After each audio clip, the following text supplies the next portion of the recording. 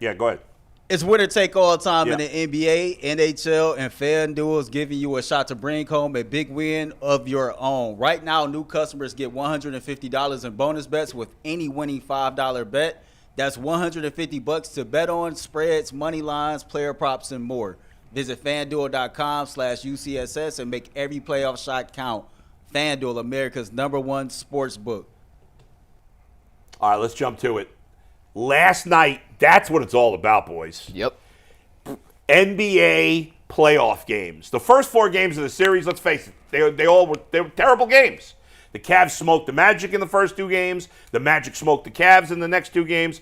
But this game last night, and there was a time early where maybe you thought the Cavs were going to take control of the game. They were up 10. But then the Magic made a run, and it was a battle the entire second half. Exciting, back and forth, a million lead changes, a million ties. What's your number 1 takeaway there, Mikey McNuggets? The number 1 takeaway. Yeah.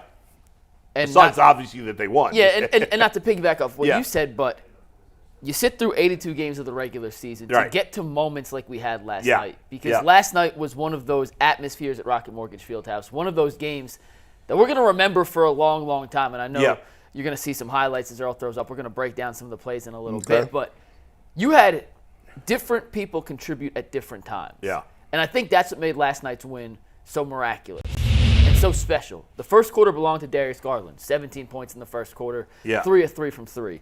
The second quarter, this is Donovan Mitchell.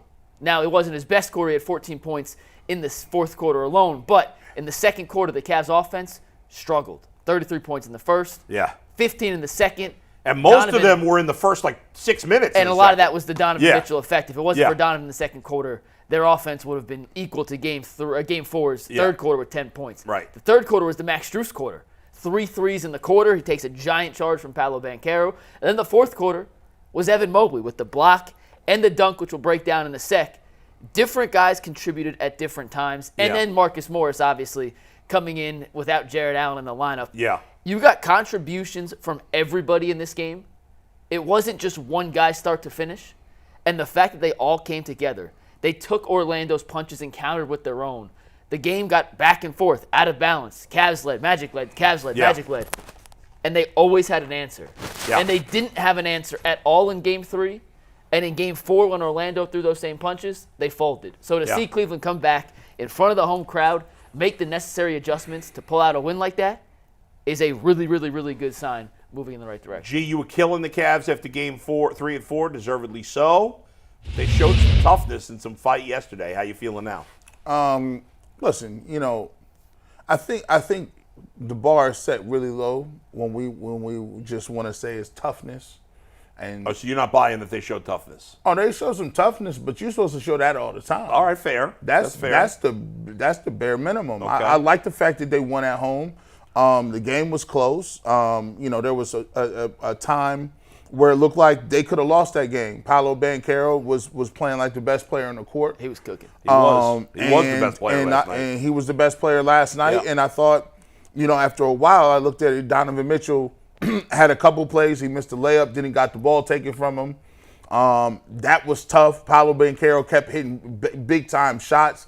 Isaac Okoro did what he could to try to keep him off his spots, but he just elevated over him and was hitting a jump shot. So for me, I look at it like this. The Cavs won that game, and of course I want them to win that game. And of course, I think they have the most talent in this game, in this series, and I think they should be winning these games. However, for me, I got to see it on the road.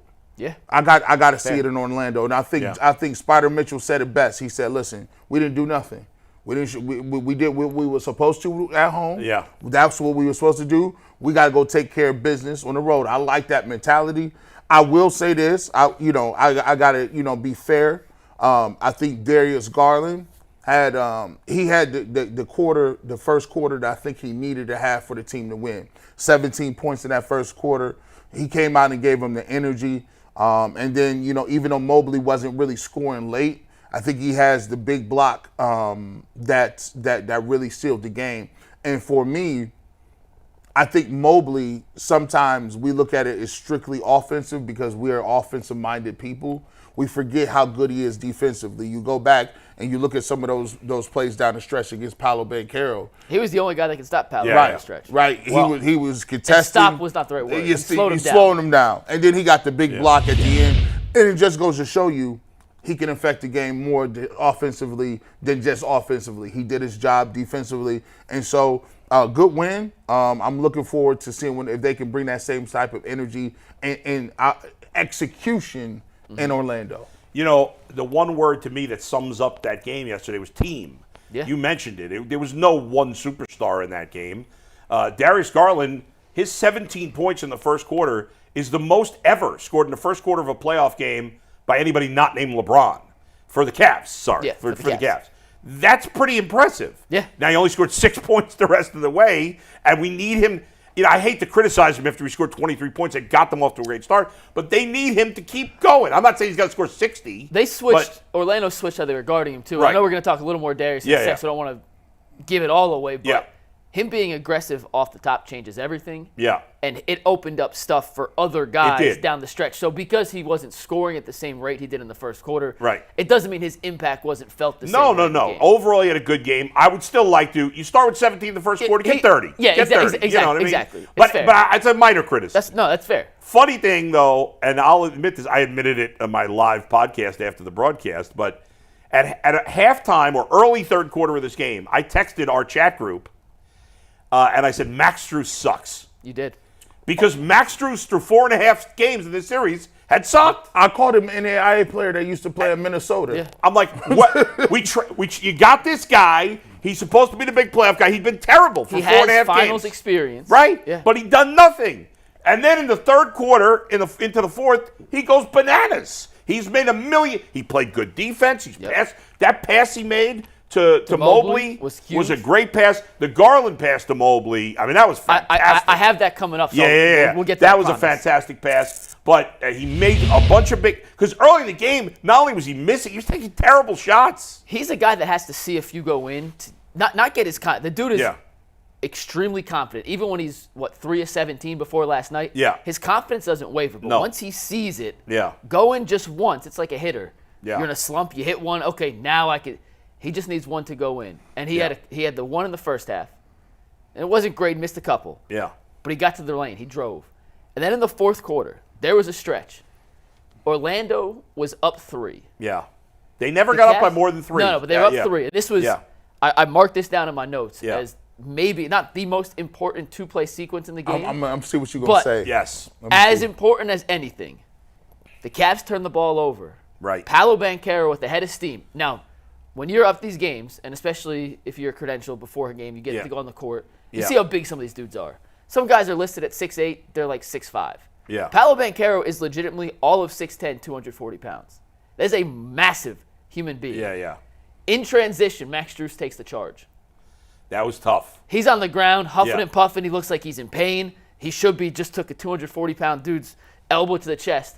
Comes down in the next possession, hits the 3 to tie the game, 90-90. Yeah. Had Paolo scored on that, it's a 5-point lead. Right. Then the whole All the pressure, momentum. momentum. Cavs pressure, no and doubt. And you see what the team's made of.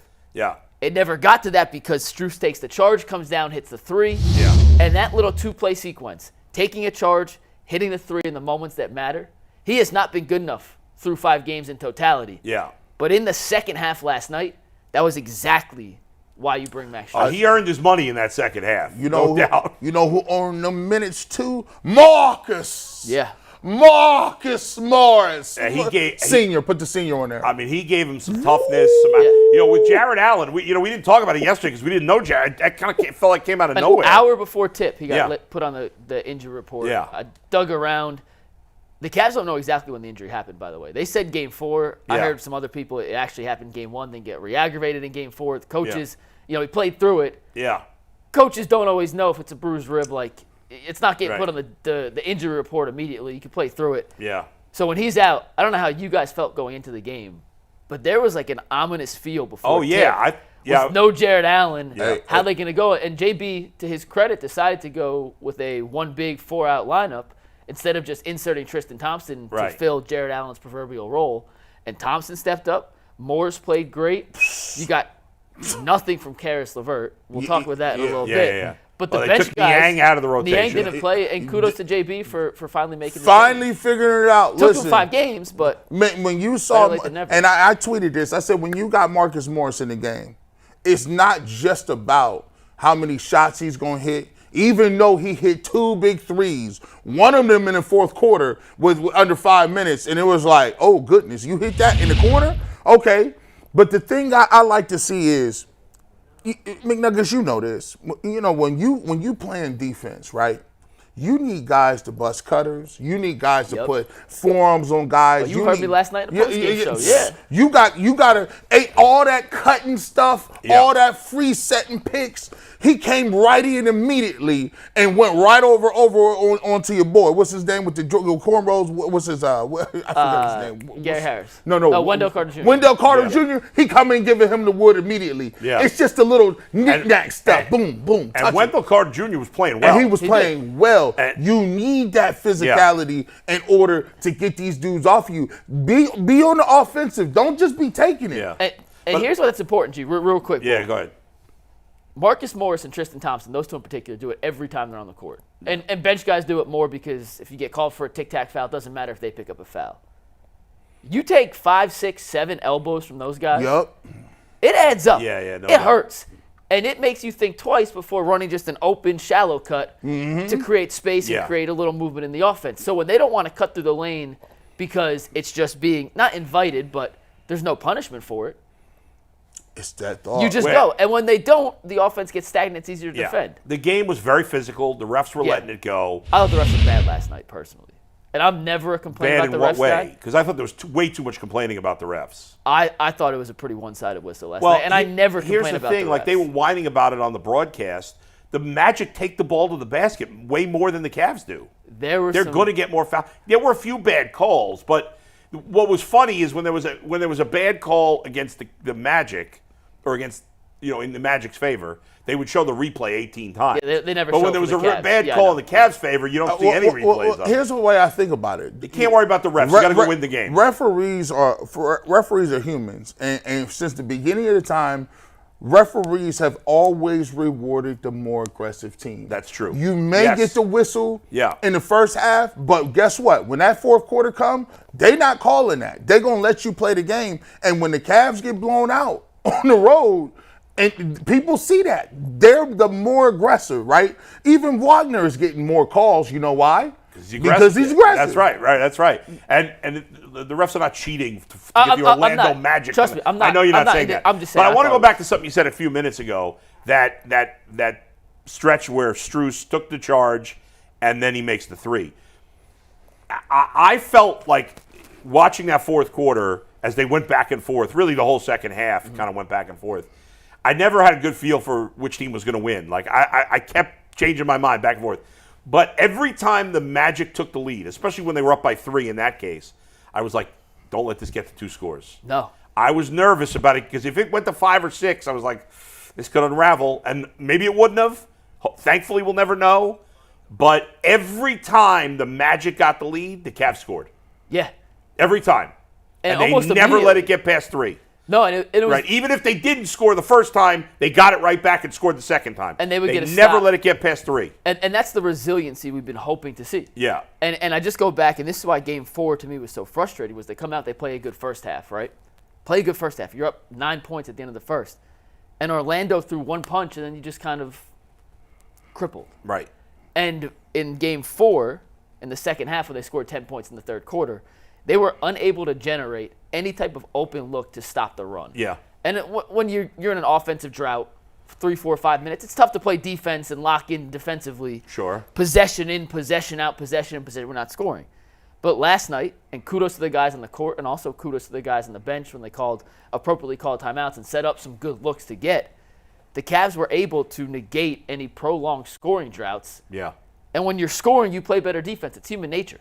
Like you're playing right, pickup. because you're excited. Engaged. You have more energy. So yeah. It all worked together cohesively last night in a way that produced a result that I would argue, and you guys know I'm not the longest native Cleveland guy. You might be the shortest native Cleveland I am guy. the shortest. Yeah. Is that the best non-LeBron playoff win in 2 decades? And we're going to talk about 3 this for a decades? second. And in just a couple minutes, we're going to get into how we feel about Darius Garland. Like, is he back? We're going to get into that in a minute. But I want to talk about that because I thought about the block. You mentioned the block, or one of you guys mentioned the block briefly. Like, that's obviously the most LeBron's block is the block of all time. Yeah. But this is the second most memorable Cavs block that I could think of. I don't know. Maybe, G, you could think of another one. Blocks don't often stand out forever. Yeah. But let me tell you something. This block was so good. Do we have that highlight? I do. Can I actually show you guys something about that block? Okay, because Wagner had him beat. Hey, Steve, pull up. It's the very last video in the rundown. We got this, Mike. I got to put the glasses on to break it down. Yeah. So, whenever Steve wants to put up, I think it's 3:08 if my memory's correct, Steve. Tag board from the seat. Tag board full, Steve. So this is the last play. 12 seconds left. Yeah. Franz, they get the switch. Paolo screens. They want to attack Mobley here. Franz has a step, and he goes with his right hand instead of his left hand. We're going to pause it again. Now, Franz a right-hand dominant player. But He goes. left-hand He has a step on Mobley. If he uses his left hand, he can use his body to shield off Mobley. That's a basket if he goes left hand. For Mobley, then to block it would have to reach over him. More often than not, that's a foul. Because he goes with the right hand, it allows Mobley, with his immense wingspan, to get the block with his left hand. That's a great. Wagner goes with his right, Mobley goes with his left, and because of the angle of that, and it'll replay and it'll show one more time. Yeah. If Franz goes with his left, that's either a foul or a bucket. Because he goes with the right, it allows Mobley to close. Wow. And the closing speed, and once again, when it's spot shadows here, he has a step. He has a legitimate step on Mobley. A 6'10 guy should finish that. The fact Mobley was able to recover and block it, incredible defensive play. Folks, you're not getting this anywhere else. That's a great pull by you because, who's paying attention to that? And by the way, I didn't even think about that. And by the way, this is it's the fundamentals. My basketball coach used to always say, if you can't make a left-hand layup, we can't play you, dog. You know what happened too?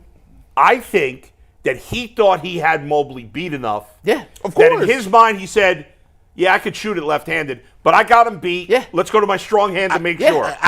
In this split second, he thought about that. Listen, there's an interview with Kyrie Irving. There's a lot of guys who are ambidextrous, and the reason why he's so good at finishing in the lane is because he can use his left hand as well as right hand.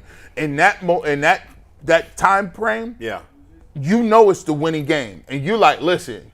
I'm going with my dominant hand because I can make it. I can take contact and still be able to. But he didn't have confidence in the left, and Mobley does it. And the thing about it is, Mobley is left-handed, and by the way, it's hard to block shots with either hand as well. It's just like finishing, blocking, and Mobley's not a dominant left-handed player. Right. He's a right-handed guy, but on the defensive end, he's equally as comfortable going up with his left or his right. Now, hey, Steve, can you pull that back up? But when he goes up, stop it at the freeze frame real quick. Hold on when he goes up, did you guys think that Mobley had any chance of blocking that when he first went up with that shot? From my angle in the press row, it gets cut off. I actually could barely see the block live. Yeah. So I don't know, but G, what did you think? What were you thinking? It's only a split second. When he got by him, I was thinking there was the Orlando Magic are actually a good team at drawing fouls because they make you have body contact. So I'm thinking once he gets past him, I'm like, oh, that's a foul. He's gonna put him on the free throw line. Well, and that's why the fact he blocked with his left hand is so crucial because once again, Franz goes with his right hand. If Evan also goes with his right hand, he's coming across the body. Right. He has a half step. And I know you can't. I didn't freeze frame. He's dead right there. He's dead. This should be a bucket. When we talk about creating good looks, in an end of game situation, to get a player with Franz's skill set, with a step and no defender in front of him towards the cup, that's what you hope for from Orlando's standpoint. And Mobley kind of looks flat-footed there. Like he obviously it's a wasn't. freeze frame, but no, I'm saying he wasn't, but it kind of looks that way. So and the fact he uses his left hand to block it, he goes around Franz, and Steve, you can play it from here. But he goes around Franz to block it without making any contact with the body. I'm telling you guys, it looks easy because Evan Mobley's that talented defensively. That is an incredibly difficult play to make. Can we go back to real quick and I'm gonna ask you a question when we get to the freeze frame? Put my glasses back on so I can see it again. We run that back with the freeze frame. I want to ask Mike a question real quick. In terms, can we get that again? He's got a replay. It's all good. All right. We'll stretch on him. Yeah. When we get back to this freeze frame, there's a point where you see everybody and the Cavs have their defensive rotation, right? So everybody is looking. Everybody's in between their man and the ball. At a certain time, you see him when he gets there, and you'll see everybody around each other and looking around. Is this the plan not to rotate? Because it Can't leave Banchero open on the baseline. Yeah. Right. If everybody stayed home, it was almost like they're like, listen, if he beats him, it's okay, but we don't want to give up a 3 on a swing pass cross court or a kick out. So you're up 2. It's 102-100. Right. And What- you know what? If the man comes It's- off it's Banchero, who's guarding Marcus Banchero? Morris. It's Marcus He Morris. can't come off Banchero there, right? I think that's Wendell Carter Jr. Yes. Because Banchero's set the screen up top. That's Wendell Carter Jr. Oh, you're right. My bad. Either way, Yeah. if you help, and we'll show this on the Darius Garland dump off to Evan Mobley, which is how they got their 100th That was point. unbelievable. And we'll show that play when we talk about Darius in one sec. It leads to an easy dump off.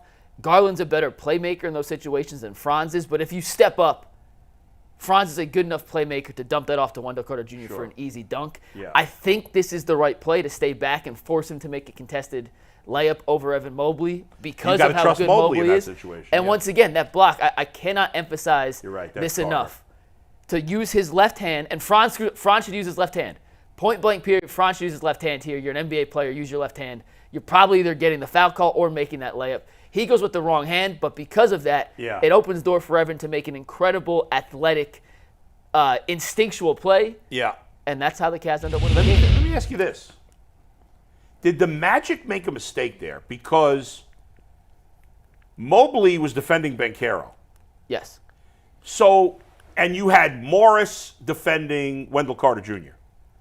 Shouldn't the Magic have used Carter to set the pick? A, because then you have a better baseline option in Banchero, but then Mobley's there. But and get Mobley out of the paint.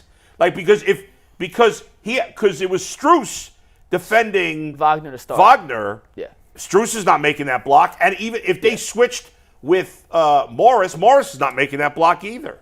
But what they were doing, they was doing some old school stuff. Like usually you just switch. I saw the Cavs hedging and getting back too. Because when Banchero, sometimes they would set the pick to try to get Mobley off of him. Yeah. Strus would hedge and then Mobley would get over and come But back. still, if Carter, then he's either being defended by Morris or Strus, one way or the other. I think at the end of the day, you put your 2 best offensive players in the action right. and then react to All how right. Yeah, I Cleveland hear you. decides to defend it. Because if they don't switch, then you have Franz coming off a screen and then Max Strus fighting over a screen trying to trail him. If they hedged, you could switch it back and hit Banchero, who then goes one-on-one on the weak side. Yeah, I see your point. Yeah. But I think in that sense, you got to do what you do best. You don't know for sure they're and going to switch. you don't know how they're going to guard this situation. Yeah, I mean, had they not switched, it's an easy layup for Wagner. Or they're Because attacking Strus off help, yeah. Right, because Strus was good. Yeah. Yeah, and they immediately switched. They didn't Yeah. really contest it. They went to Right. the immediate switch. So What's that up? was impressive. Last word. You got something funny before we go to Darius I think the Garland? chat's making them laugh. Shaq What gonna happened? say G. Bush got a Carl Kanai outfit on. A what?